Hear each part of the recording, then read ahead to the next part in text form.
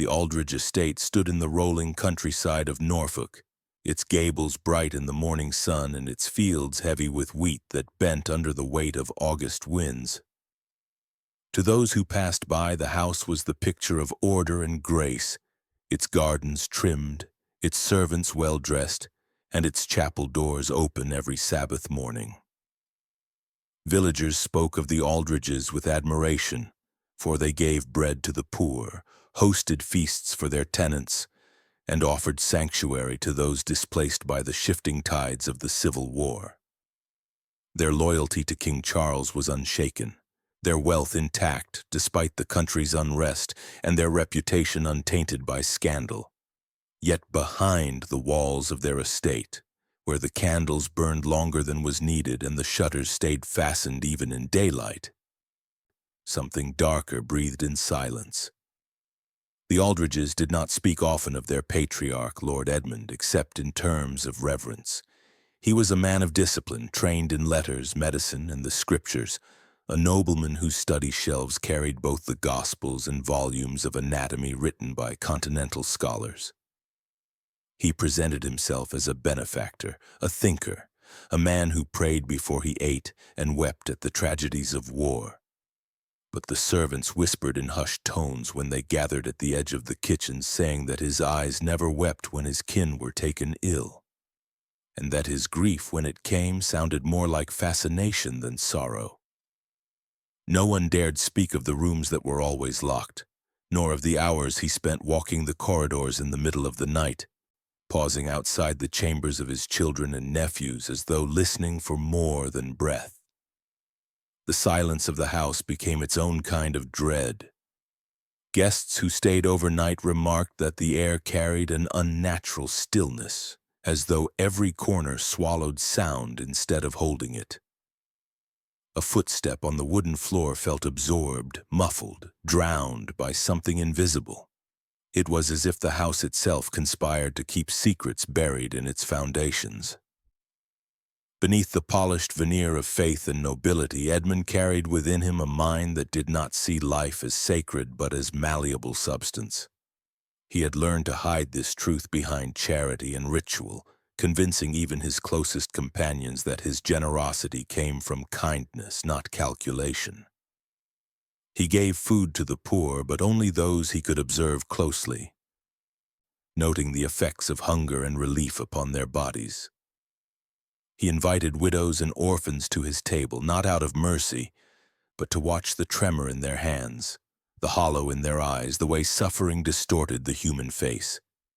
To him, such things were not tragedies but records of nature, material to be measured and stored away in the archives of his mind. The family who adored him knew nothing of this other hunger, though at times they must have sensed its shadow. Children avoided his gaze, though they could not explain why.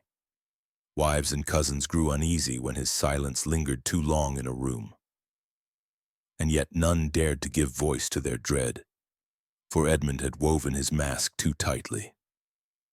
To question him was to risk being cast as ungrateful, to stand against the figure who clothed them in wealth and respect. The terror grew, not from visible cruelty, but from the absence of it. No shouts echoed through the hall, no public punishments left scars to be seen. It was a house of silence, and silence in time became the cruelest sound of all. The Aldridges' world appeared untouched by the blood and ruin of England's civil strife. Their neighbors envied their calm, their faith, their fortune. Yet the stillness of their home was not peace, but suffocation, a quiet veil drawn over the first stirrings of horror. In that silence lay the seeds of what would soon become one of the most devastating weeks in the family's history. A week when their nobility would be stripped away to reveal the shadows they had hidden for far too long. Lord Edmund Aldridge walked among men of influence with the air of quiet dignity. His words measured, his manner reverent, his eyes always lowered as if humbled by the burdens of faith and learning. He spent his days in correspondence with scholars and clergymen, none more esteemed than Sir Thomas Browne, the Norfolk physician whose writings blurred the line between science and the unseen. Brown studied the mysteries of life, tracing veins of superstition through the anatomy of flesh, and Edmund absorbed every lesson with the devotion of a disciple. To Brown, he was a noble patron, a mind eager to learn. To the villagers, he was a generous lord. But within his own heart, Edmund felt himself something more, chosen, touched not by grace, but by an unspoken mandate to perfect the art of suffering, to bring death into a harmony that no church dared teach. He began quietly. The disappearances were scattered at first, each loss explained by famine, conscription, or illness.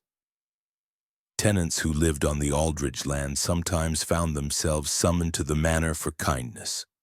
A widow promised work in the kitchens, a crippled child brought in for care, a young man called to the stables to learn a trade.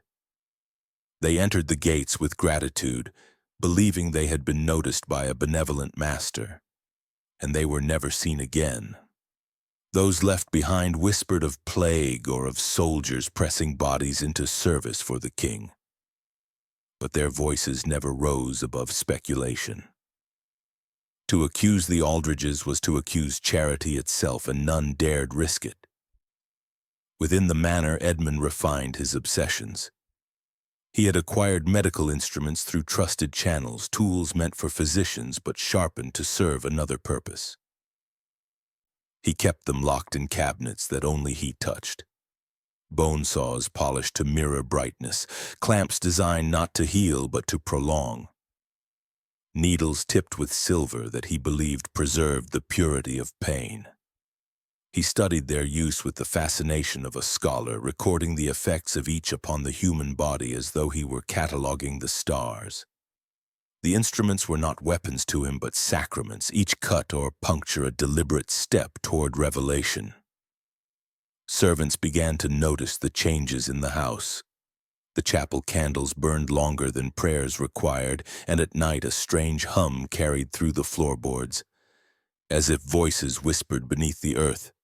Children who had once been sent to the manor for aid no longer returned home, their parents told that sickness had taken them. The fields around the estate grew quieter, as though fear itself drained the voices of those who worked them. Still, none spoke openly. Edmund's mask remained too polished, his gestures too carefully performed. He knelt at altars, donated to churches, stood beside physicians and priests alike, a man above suspicion. Yet cracks in the mask widened, faint but undeniable to those who dared look closely. It was not rage or cruelty that marked Edmund's deeds, but precision. He did not strike in anger or punish for disobedience. Instead, he orchestrated suffering as a ritual, the way others might tune an instrument. He forced victims into silence, not by gag alone, but by teaching them the futility of sound. He whispered into their ears that no cry left the room, no prayer escaped the walls, and as they discovered the truth of this, their will to speak fractured. In this silence he found beauty, a kind of order that the world above never offered. He convinced himself he was purifying the soul through the endurance of flesh, as if stripping away voice, light, and hope left behind something closer to divine truth. The whispers in the village grew harder to ignore. Farmers claimed to see shadows moving in the orchard long after midnight. A woman swore she saw smoke rising not from the chimneys but from the ground itself. And one servant, trembling, confessed to seeing a child carried into Edmund's study and never walking out again. These stories spread like frost, chilling the air wherever they were told, but no evidence surfaced, only fear. Edmund's mask still held, though hairline cracks gleamed faintly beneath it, waiting for the weight of his own obsession to split it apart. Beneath the silence of the Aldridge estate, the first foundations of horror had been laid, and while the villagers looked on with admiration for their noble benefactor, Edmund moved deeper into the shadows of his own design, preparing for the work that would soon consume not only the bodies of strangers but the blood of his own kin. Beneath the Aldridge estate lay passages that no guest was ever meant to see. Narrow stairwells sank into the earth, their stones slick with moisture, their air thick with a damp cold that clung to the lungs. At the bottom stretched a network of chambers where no windows admitted daylight, where the silence of the house above became something heavier, almost suffocating. These were Edmund Aldridge's true rooms, designed not for comfort but for control. Their walls bore no decoration save for hooks of iron and grooves where restraints had been fastened. Polished stone tables stood at the center of each chamber, gleaming under candlelight, scrubbed clean not from mercy but from precision. Mirrors were placed carefully at angles, their glass catching the eyes of the bound so that in their last moments they faced themselves, forced to watch their own bodies betray them. The servants whispered of these hidden rooms, though none dared enter. They knew only the smells that crept upward, thick cloying scents that fused the sweet smoke of burning herbs with the sour stench of human fat. At night these odors seeped into corridors, clinging to clothes, making sleep uneasy. To those who smelled it, the estate seemed cursed, though Edmund insisted such fumigations were for health, a nobleman's effort to cleanse his halls from the plague. Few believed it, yet no one dared question. Inside those chambers, Edmund became something neither physician nor priest could name. He did not see his victims as people, but as instruments of a higher experiment, flesh and spirit entwined in rituals he alone could conduct.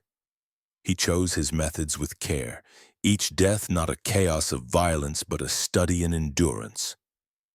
He drew from ancient writings, from the cruelties of Rome and Persia, and then reshaped them with the precision of a scholar and the devotion of a believer. To him, pain was a pathway. The body's breaking was not an end, but a revelation. He began with starvation disguised as indulgence. Victims were kept alive on diets of honey and milk, force-fed until their bellies swelled, their skin coated in sweetness that drew flies to their pores. Bound between boards so their movements were restrained, they were left to waste in their own filth, where maggots soon nested in the cavities of their flesh. This was scaphism reborn, yet Edmund altered it with whispers of Christian prayer, muttering psalms as though sanctifying the decay. In his mind, the suffering was no longer mere punishment, but purification, a way to strip away pride until the body became a vessel emptied for divine judgment. Other methods carried the same blend of science and sacrament.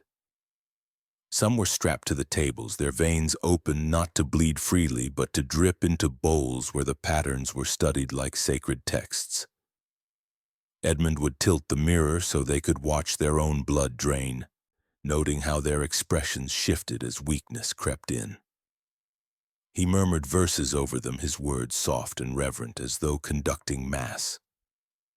The terror came not from shouts or frenzy, but from the calm steadiness of his voice, the measured pace of a man convinced he was guiding souls toward revelation.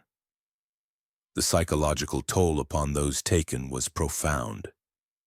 Silence became the first torture. Edmund demanded stillness, and when fear drove a scream from their throats, he silenced it with pins through the tongue, silver hammered into flesh as if to preserve the purity of their silence. When they could no longer cry out, they began to crumble inward, their minds folding under the weight of isolation. Mirrors became tormentors, reflecting hollow faces that no longer resembled the living. In this way, Edmund made each victim complicit in their own destruction, watching themselves fade while no hand reached to save them.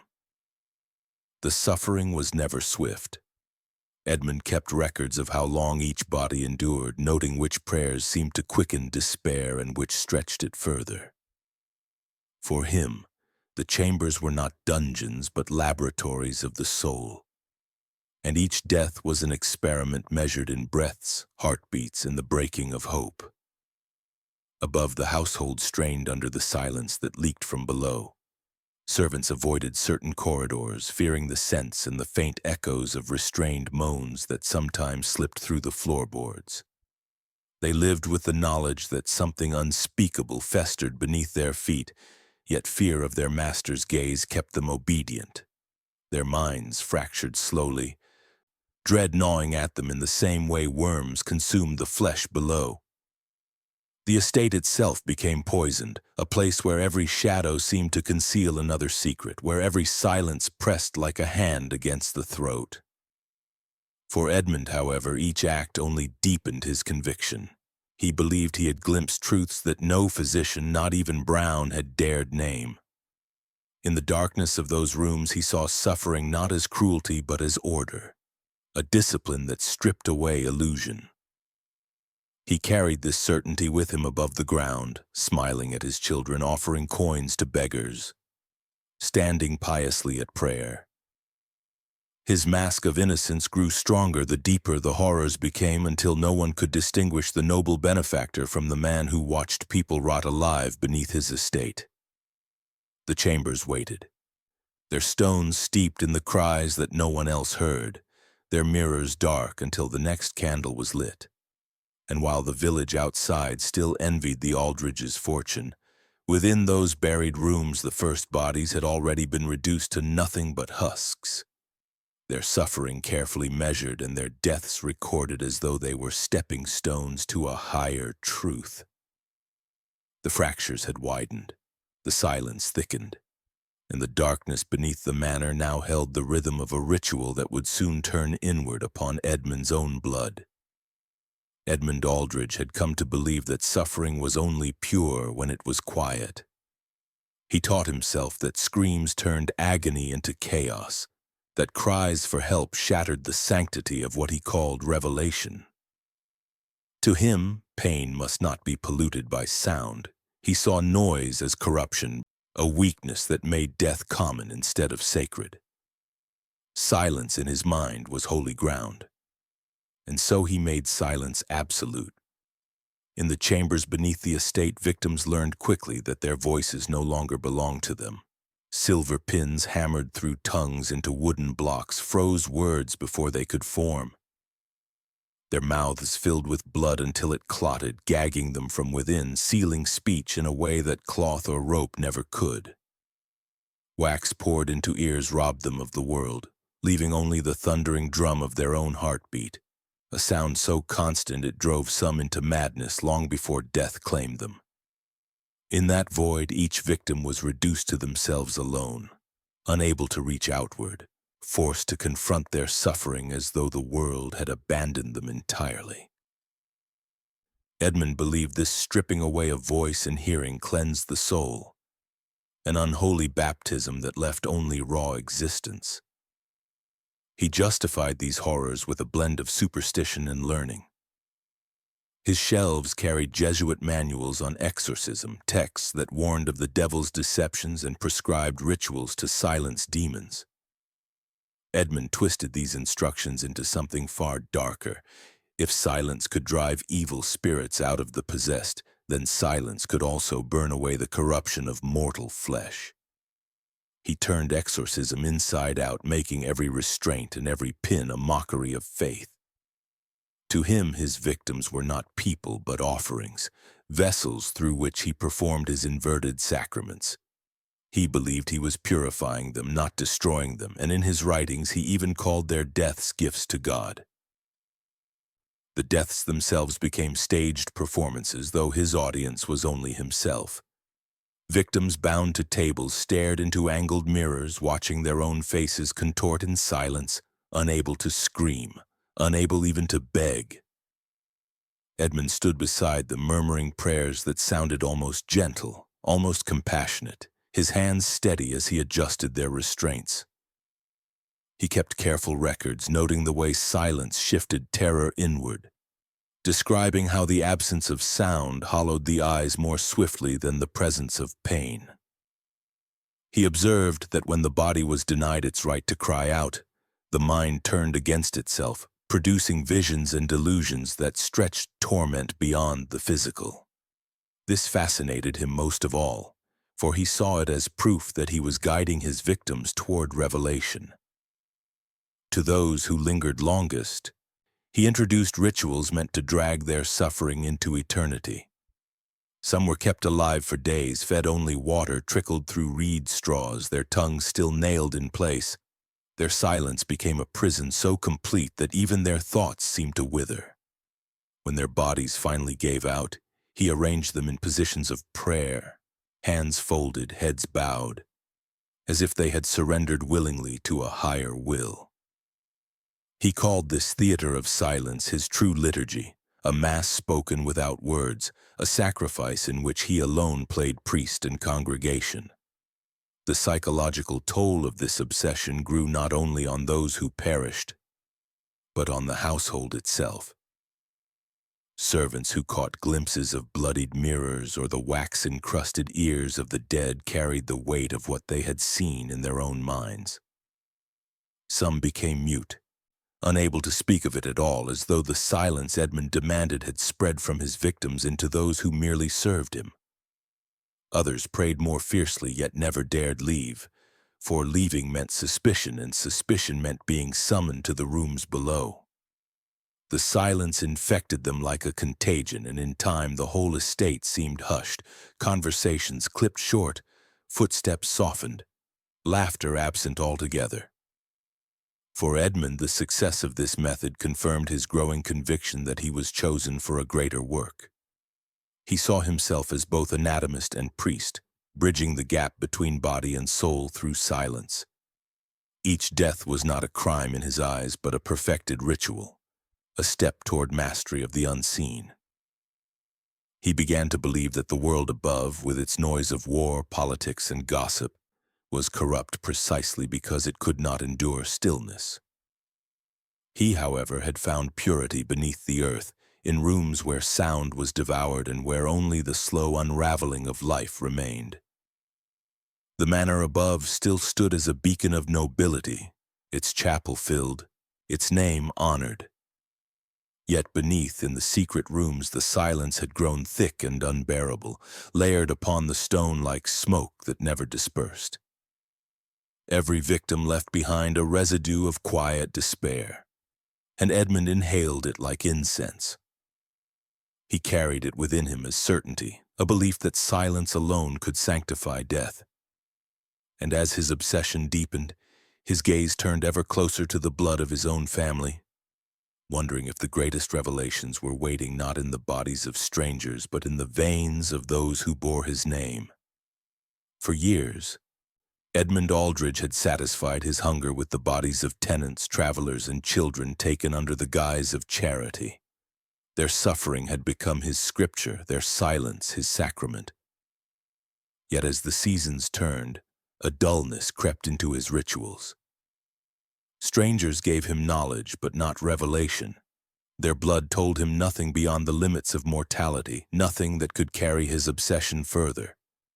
And so, with the calm certainty of a man convinced of divine purpose, he turned inward.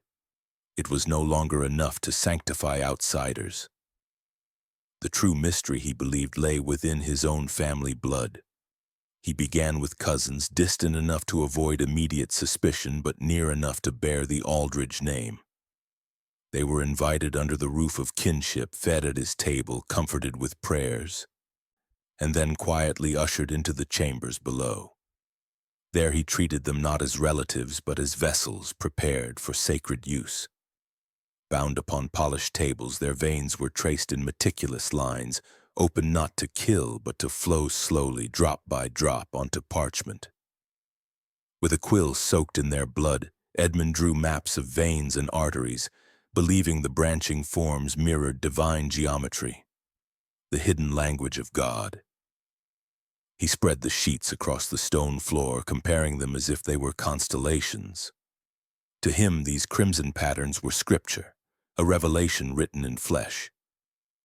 The deaths were deliberate, stretched into long ceremonies. Some were bled until their skin turned pallid and their eyes dulled, but their bodies never discarded. He preserved them with wax, casting their drained forms into grotesque figures that stood upright in the corners of his chambers. The wax hardened around their features, preserving the horror on their faces like icons of his twisted faith. To outsiders, they would have resembled effigies. To Edmund, they were saints, immortalized through the purity of their emptied blood. Others met their end in fire, though not consumed by flames in the ordinary sense. He suspended them upside down above low-burning braziers, the heat slow, deliberate, enough to liquefy the fat from their bodies without destroying the skin. The melted fat dripped into bowls arranged carefully below, collected as though it were oil for holy lamps. He used it to anoint his chambers, rubbing it into stone walls, smearing it across mirrors, marking crosses on his own forehead. He declared it a blessing, a consecration made not of olive oil but of his family's flesh. These anointings in his mind prepared the estate itself to stand as a temple of suffering. The horror rippled through the household, though no one dared speak. Servants saw relatives vanish into the manor and never emerge, yet when questions arose, Edmund silenced them with piety and calm explanations. He claimed illness, retreat, pilgrimage. He gave small sums of money to grieving kin and reminded them of faith's call to accept mystery. And because he spoke with the voice of nobility and wrapped every act in religious language, no accusation dared take root. The family remained complicit in silence, even as more of their blood vanished beneath the estate. Edmund's mind, however, shifted further from reason. The more he indulged, the more convinced he became that each relative was not a victim but an offering chosen by Providence. He believed their bloodline had been marked for a higher purpose, that their deaths were not cruelty but sacrifice necessary to preserve their name in eternity. In his journals, he wrote that kinship was not a bond of love but a chain binding souls to revelation. By breaking the body of each relative, he imagined himself freeing their essence from corruption. He convinced himself he was the family's savior, delivering them from earthly noise into silent eternity. The toll upon those he touched was devastating, not only in flesh but in spirit. Cousins who lingered too long before death broke into madness. Seeing visions in the mirrors Edmund angled before them, their own hollowed faces glaring back as if already corpses. Others, hanging above the slow fire, wept in silence, their tears evaporating before they reached the floor. Their final moments nothing but the soundless crackle of fat dripping into sacred bowls. Their bodies became relics, their terror swallowed by the silence Edmund enforced, their deaths stripped of dignity and rewritten as ritual. The estate itself grew heavy with this hidden slaughter. Wax figures lined the chambers like a congregation of the damned, their hollow eyes reflecting candlelight, their presence making the air thick with dread. Bowls of congealed fat sat like unholy relics, their stench clinging to the stones. And still Edmund stood in the midst of it all, his robes unstained, his prayers whispered as though he believed himself holy. His cruelty did not roar. It whispered. It hid behind calm eyes, measured hands, and words borrowed from Scripture. The evil was not wild but orderly, not chaotic but meticulous, and that was what made it unbearable. It was here, within these rituals of family blood, that the week of destruction was seeded. For if kin could be sacrificed, if their deaths could be molded into sacred offerings, then no Aldridge was beyond the reach of Edmund's hands. His hunger had turned inward, and there was no returning. In silence, in blood, and in fire he had made his family into offerings, and he would not stop until every last one of them had been consumed. In the summer of 1643, the Aldridge estate stood silent, its windows shuttered against the heat, its gates closed to the village beyond. What happened inside those walls over the course of 7 nights would never be spoken of openly, but its echoes would stain generations. 23 relatives of the house entered those days alive. By the end, Not one remained untouched, and most had been reduced to offerings in Edmund Aldridge's ritual of annihilation. The first night was almost gentle, as if Edmund wished to ease his own family into the truth of what he had decided. He gathered them under the guise of prayer, speaking calmly of sacrifice, of how the times demanded courage and devotion. Then he revealed the glass bells, large domes polished to brilliance, each heavy enough to cover a body entire. Cousins and nephews were placed beneath them, their mouths moving but no sound escaping as the air thinned. Their lungs collapsed slowly, their chests straining against the invisible weight. The glass fogged with their breath, then cleared again as their bodies stilled. To Edmund, this suffocation was not murder but experiment, a controlled study in how the soul responded when starved of air. He wrote in his journal that they left this world as candles extinguished, with grace and silence. On the second night he moved to the orchard. Graves had been dug not deep but precise, each wide enough for a single body. Relatives were buried upright, reeds forced into their mouths and pushed through the soil, giving the illusion of breath. For a few hours they survived, their gasps sucking air through the reeds. But Edmund knew what the night would bring. Insects, drawn by the sweetness of exposed moisture, crawled down into the reeds and into the throats of the buried. Some suffocated from within, others clawed themselves bloody in the dirt. By dawn, the orchard held not the laughter of kin but the muffled silence of graves too fresh to hide their secrets. The third night turned to blood. Edmund gathered those who remained into the hidden chambers, binding them to polished tables, their veins open not in sudden violence but in careful precision. He recorded how long it took each body to fade, how the flow of blood slowed from crimson to black, how the eyes dulled as though the soul withdrew. He placed mirrors to force them to watch, their reflections blurring as life drained away. This was his geometry of sacrifice, and he wrote that their blood traced divine patterns, proof that the family name had been inscribed in eternity. By the fourth night, whispers of rebellion flickered among the remaining kin. Yet Edmund was ready. He chose his sister-in-law and suspended her above a brazier, her body inverted so the slow heat drew fat from her skin. The liquid dripped into bowls with a hiss, each drop collected as though it were a sacred oil. He anointed his forehead, his robes, the very walls with it. Those who watched were broken by the sight, their minds unraveling as her body burned without flame. The family's will to resist dissolved. Fear did what iron could not. It made them complicit, trapped in obedience until their turn arrived. The fifth night was dedicated to silence. Those still alive were stripped of speech, their tongues pinned with silver, their ears filled with wax. Bound together in a line, they were forced to kneel while Edmund recited prayers inverted, words of faith turned inside out. One by one they collapsed, some from suffocation, others from despair, their bodies falling like dominoes into stillness. He recorded that this night was his mass of flesh, the moment his family ceased to be individuals and became one body of sacrifice.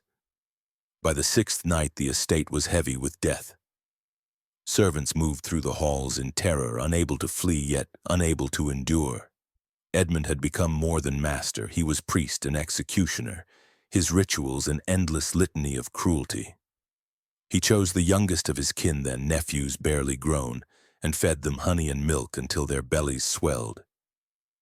He sealed them in crates and left them in the chambers, their skin glistening with sweetness.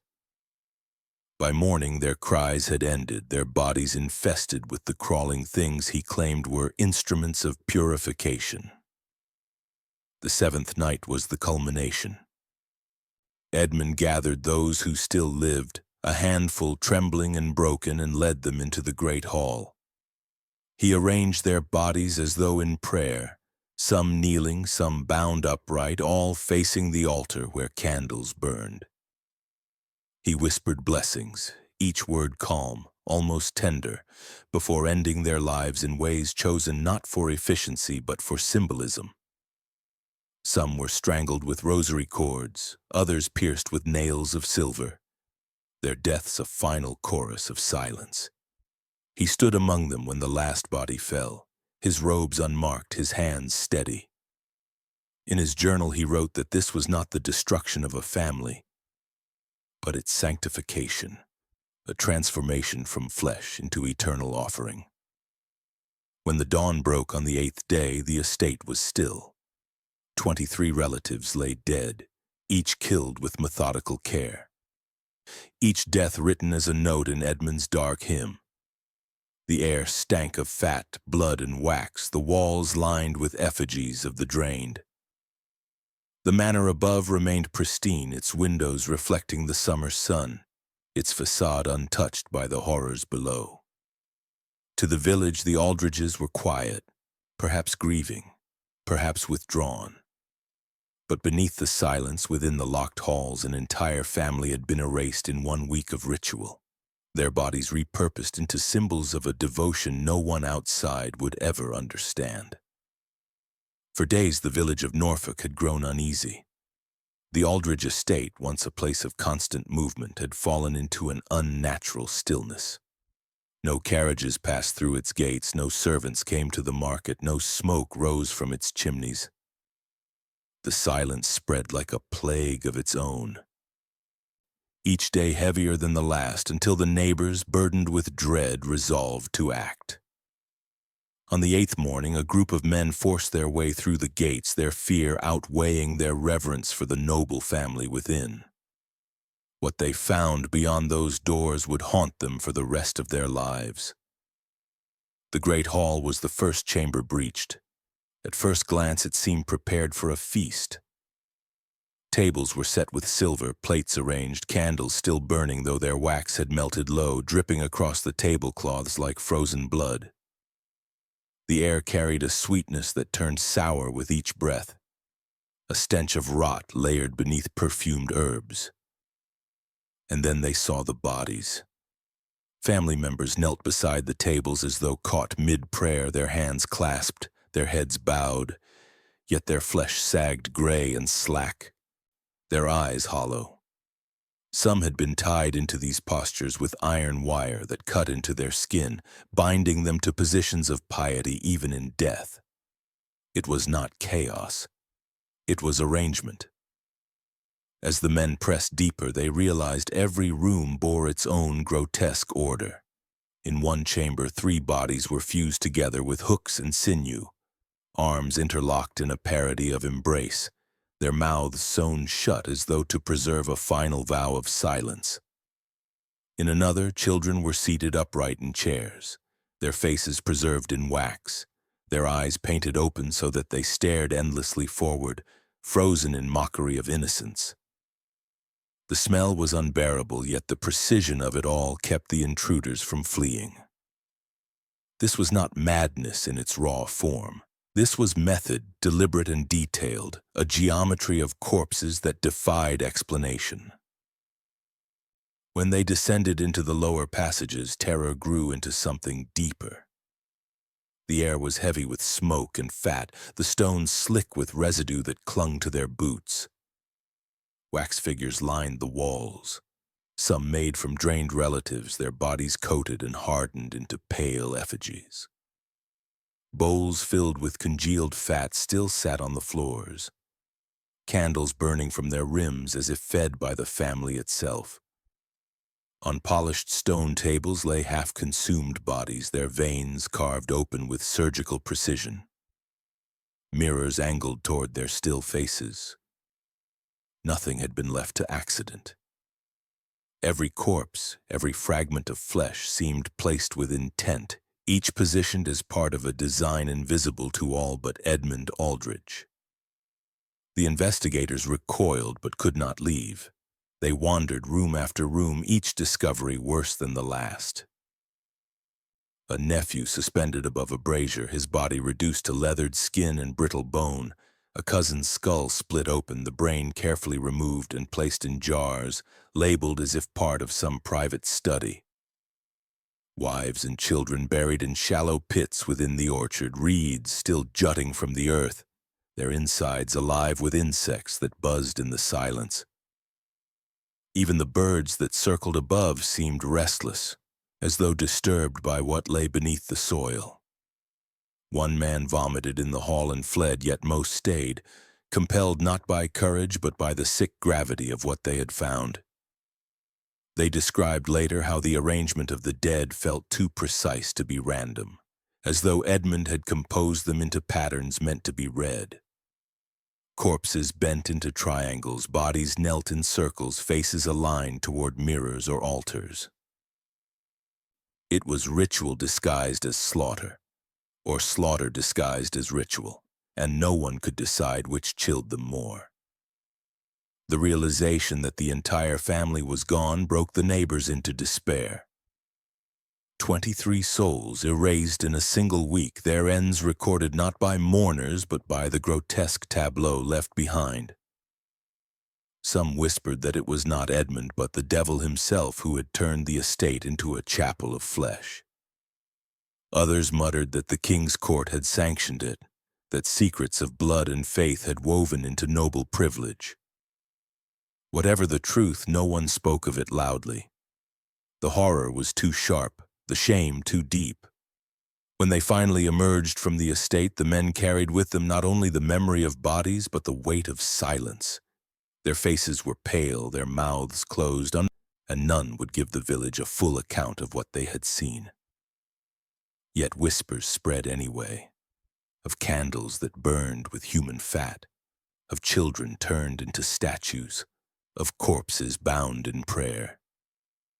These whispers slipped through Norfolk and beyond, attaching themselves to superstition, to politics, to fear. The Aldridge name, once spoken with respect, now carried only dread. And yet in the depths of the estate one thing remained undiscovered. Locked within a desk, hidden beneath false boards, Edmund's journals waited, their pages filled with his careful script. They spoke of sacrifice not as crime, but as sanctification, of each death as a verse in his mass of flesh. In his words, the destruction of his family was not tragedy but offering, a means of securing eternal purity for their name. His mask of nobility had shattered at last. Yet even in death his writings gave him a voice, one that would not easily be silenced. The horror within the Aldridge estate should have shattered the kingdom's illusions of nobility and faith. It should have been spoken of in pulpits and courtrooms, its details laid bare so that justice could confront the corruption that had thrived in silence. Yet almost as swiftly as the bodies were discovered, the machinery of monarchy and church began its work, smothering the truth beneath layers of official decree and sacred silence. Evil was not erased. It was concealed, wrapped in the respectability of titles and the authority of Scripture.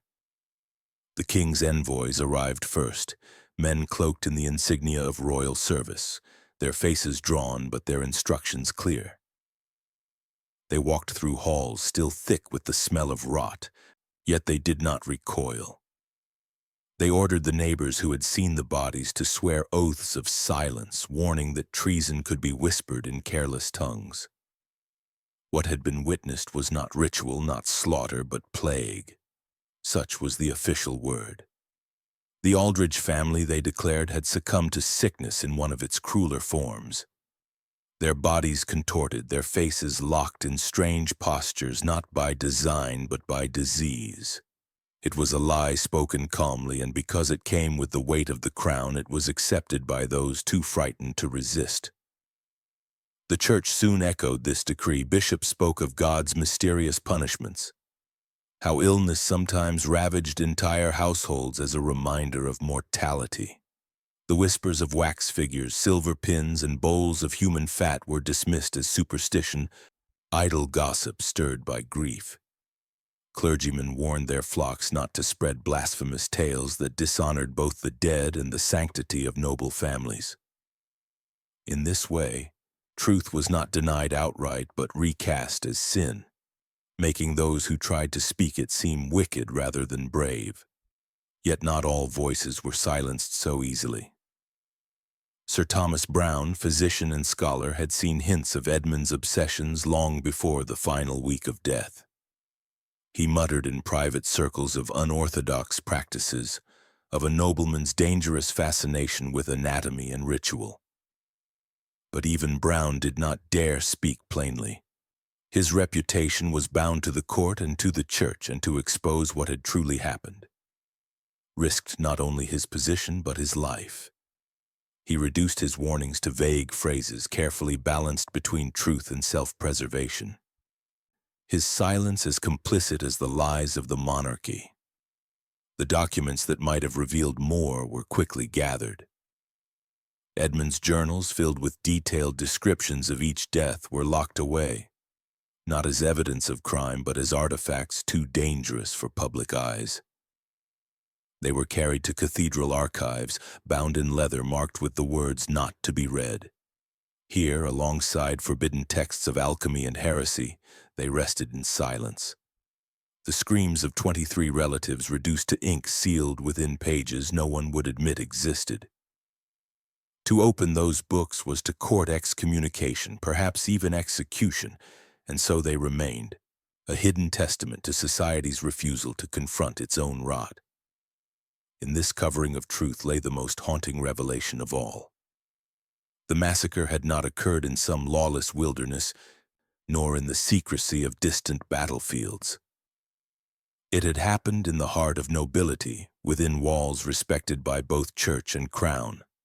Yet the response was not outrage, not justice, but concealment.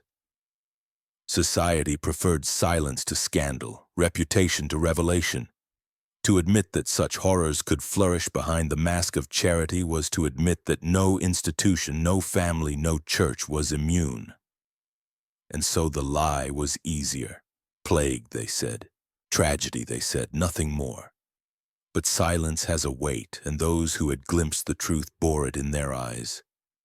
The neighbors who entered the manor never forgot the geometry of corpses.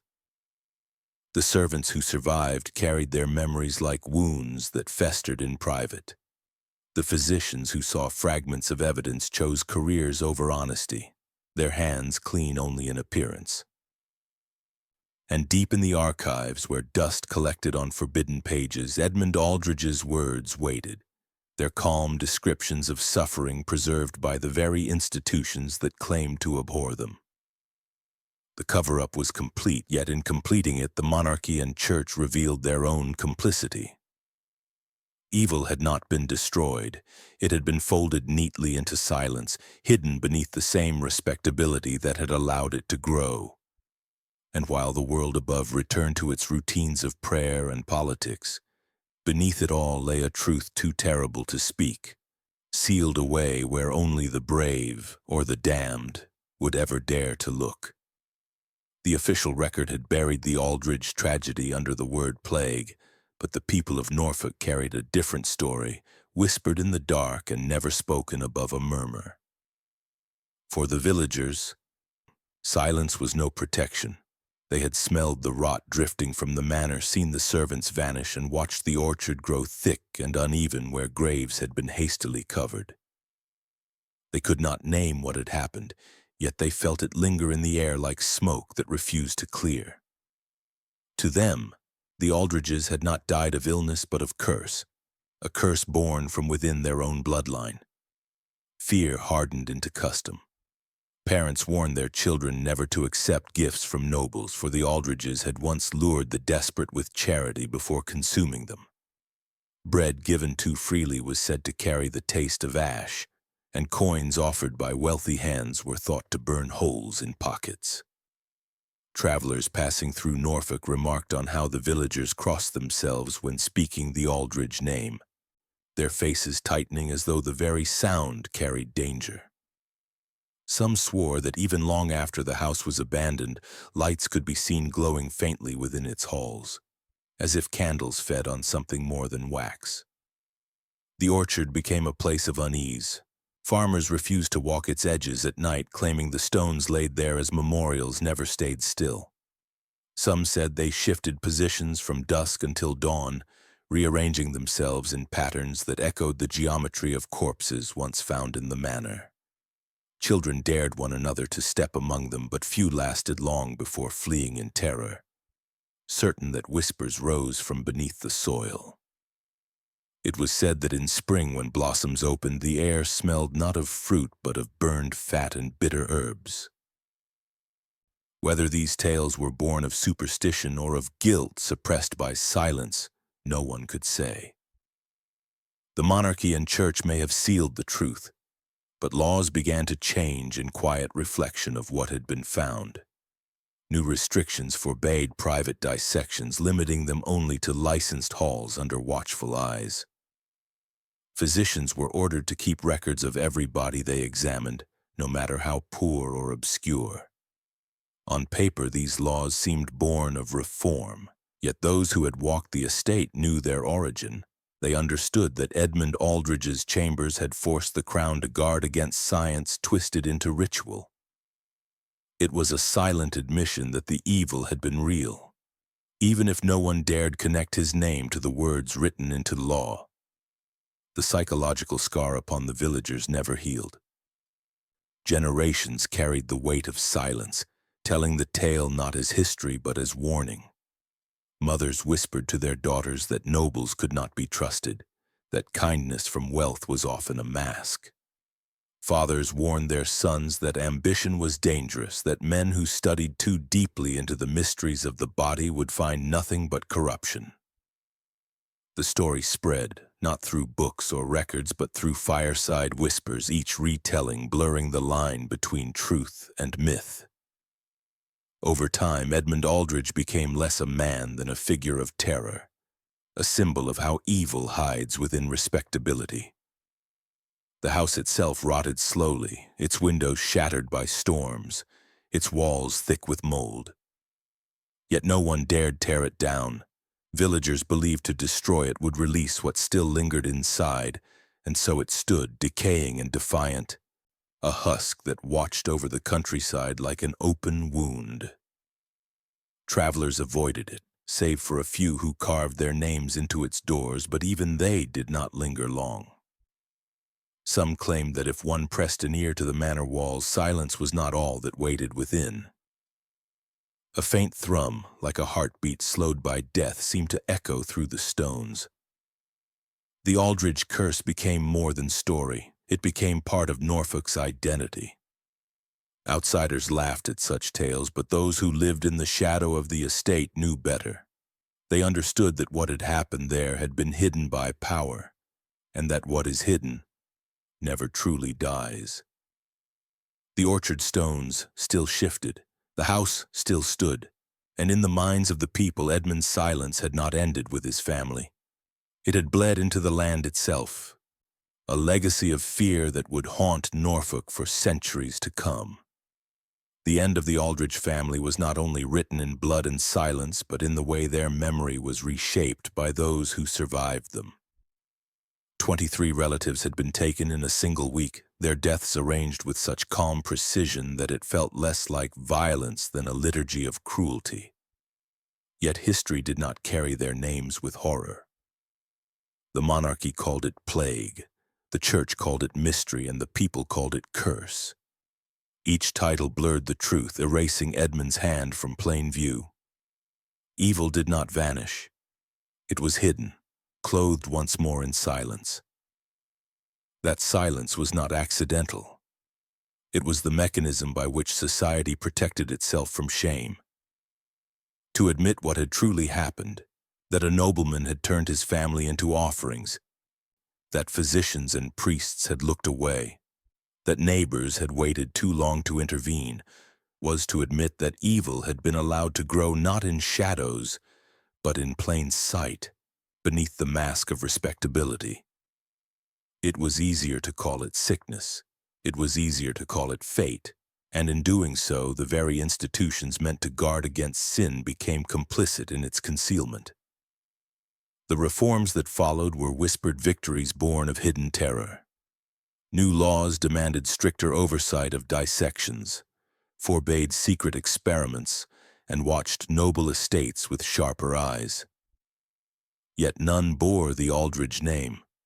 None acknowledged that the fear driving these reforms came from a manor soaked in the fat and blood of its own kin. The silence around Edmund's crimes had become so heavy that even laws built upon his atrocities could not say his name aloud. He had succeeded not only in destroying his family but in bending society itself to protect his mask even after death. For those who lived in Norfolk, the memory was heavier.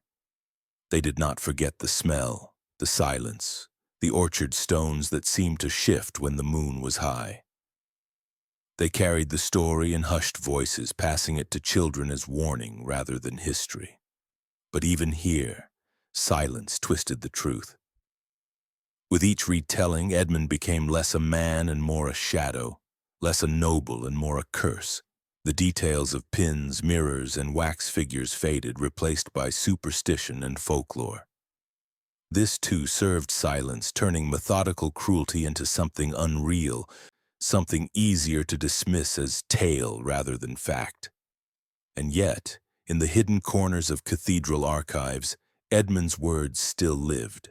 His journals lay bound in leather, his handwriting steady and calm as he described each death as though it were holy offering. In these pages he confessed to nothing because he believed he had nothing to confess. His tone was not guilty but reverent, his language not of crime but of devotion. Here was the most chilling truth. Edmund did not see himself as monster. He saw himself as priest, scientist, redeemer. His mask was not something he wore for others alone. It was the face he wore to himself.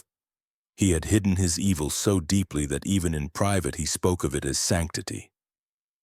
This is how evil thrives, not in chaos, not in frenzy, but in calmness, in the ordinary gestures of men who smile, who pray, who shake hands in markets and donate bread to the poor. Edmund Aldridge's horror was not the work of rage, but of order. It was the slow tightening of ritual, the deliberate silence that no one dared break. And when silence is stronger than truth, evil does not need to roar. It waits, it whispers, it hides behind charity and respect until it is too late. The story of the Aldridges is not only about one family's destruction. It is about the structures that allowed it, the neighbors who looked away, the priests who rebranded horror as mystery, the monarchy that wrapped murder in the word plague. Each silence became another layer of cruelty. Each refusal to speak gave Edmund's hand greater reach. The true weapon was not the silver pin, not the glass bell, not the reeds filled with insects. It was silence itself. Even now the question lingers like smoke that does not clear. Could it happen again? Could families vanish behind respectable walls while neighbors pass by, hearing nothing but silence? Could institutions bury truth beneath words more comfortable than reality? The answer is not found only in history but in the present, in the spaces where no one dares to look too closely. For as long as society values reputation above truth, silence will always be a refuge for evil. The Aldridge estate has long since crumbled, its stones scattered, its orchard overgrown. Yet its memory does not die. It lingers in the laws reshaped by its shadow, in the whispers of villagers who still cross themselves when they speak of nobles. In the archives where pages marked not to be read gather dust. And perhaps it lingers most in the question it leaves for us. Edmund Aldridge showed that evil does not need the chaos of war to thrive. It needs only silence and a world willing to protect its mask. What do you think? Could it happen again? Hidden not in manners, but in institutions we trust, in families we admire, in voices that sound too calm to question? The answer lies not in whether such evil exists, but in whether we are willing to see it when silence presses against the walls.